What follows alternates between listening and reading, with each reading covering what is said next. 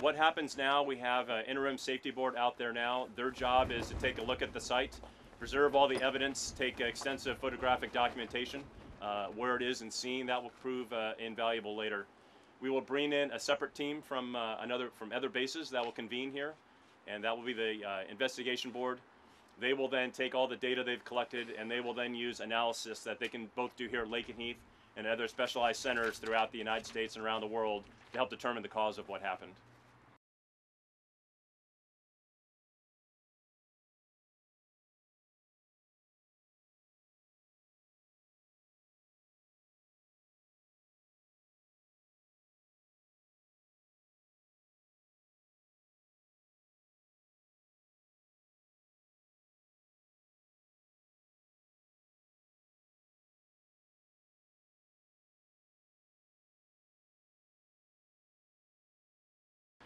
Their mission is to go anywhere, do anything to save lives, whether it be in Iceland, off the coast of Ireland, or anywhere in Iraq and Afghanistan from any country.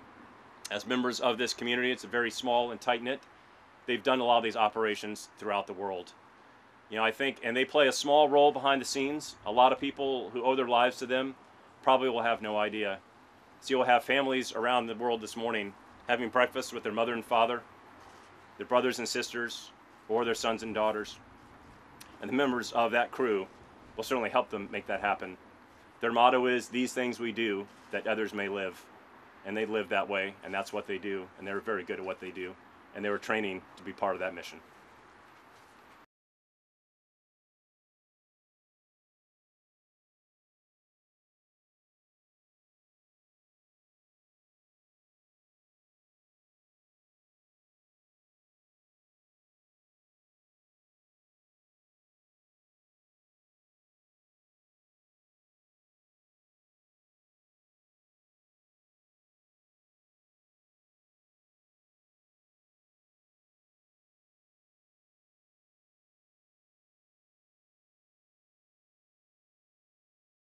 The squadron has rallied around them at their side and providing them a lot of whatever they need at this point. We have families making meals for them, taking care of anything that they may need.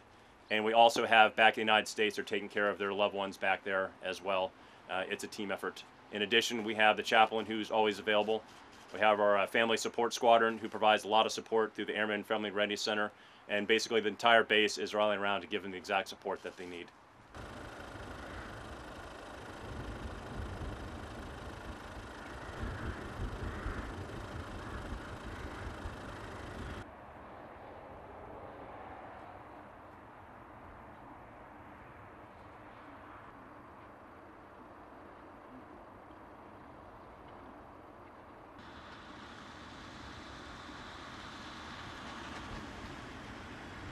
So many times we talk about the special relationship between the United Kingdom and the United States. And it's times like this that really remind you those aren't simply words.